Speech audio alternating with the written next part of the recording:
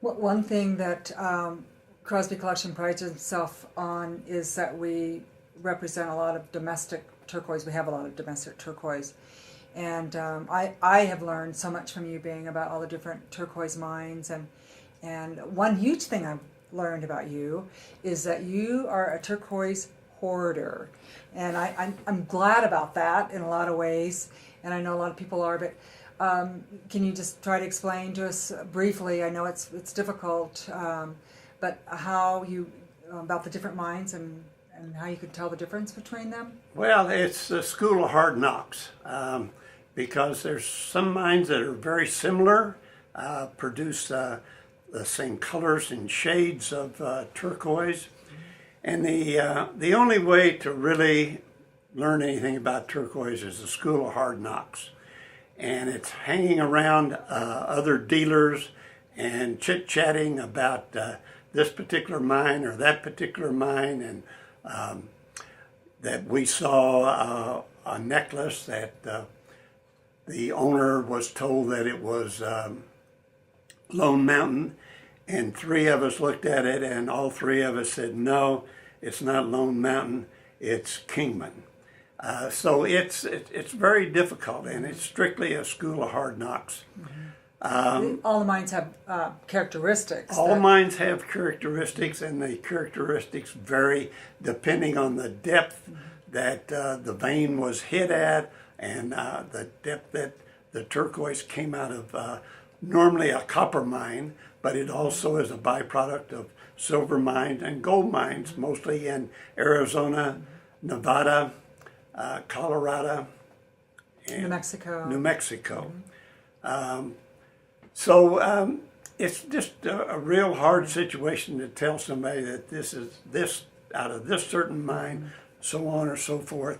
You say that, well, it could be this or it could be that, and that way you've kind of covered yourself, unless it's a definite characteristic out of the Kingman mine or out of the Morenci mine or Lone Mountain mine or Lander Blue or number 8.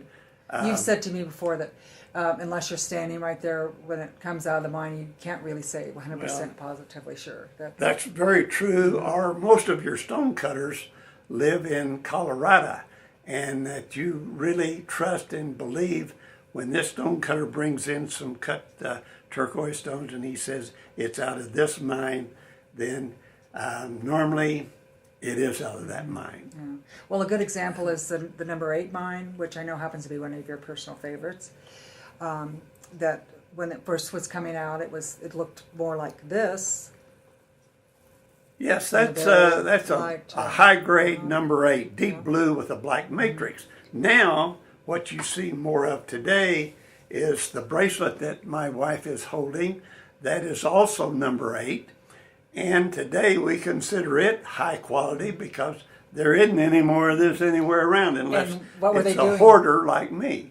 What were they doing with this when they were finding They were throwing that in the dump. And then when the vein totally ran out, they started going through the dump, taking this out and cutting it into cabochons. And now it is considered high grade. Great. My favorite is still Lander Blue. But this is my favorite because this is from Bisbee, Arizona. The mine closed in the early 70s, and I was born and raised close to Bisbee, so that's one of my personal favorites. And this is Lone Mountain. This one's strung with coral, obviously, but you can tell the different cuts in these. Obviously, with the bigger nuggets on that and the smaller ones on this, but that's from Nevada as well, correct? It is correct, yes. And like I say, there's Numerous just mines. such a variation out of each mine. This is from Tyrone, New Mexico, which you don't see very much of. Happens to be a Small mine in southern New Mexico. Really, really beautiful color. But we know that Lander Blue, which happens to be our new puppy's name that we're very happy to say, that we named him after Bing's and mine favorite, one of my favorites, stone, Lander Blue. And it happens to be this right here. So tell us something about the Lander Blue. Lander is, I don't know really what it's worth a carat. I hear stories that some people are paying as much as $200 a carat for it. I haven't tried to sell any of mine. Why is that? Well, because I'm a hoarder. Oh, okay. And in case somebody offered me $200 a carat, I might sell what I have with me. But I also have a couple of trays in a friend of mine's safe in Gallup. And that way I don't know the combination to his safe. So I can't get in there to get my turquoise and sell it for $200 a carat. So hopefully I will always have a piece of land or two that I can take with me when I decide to get out of this business. Which, okay. Which the only way I'll get out of it is when I pass on. Okay. And, Well, because I love it.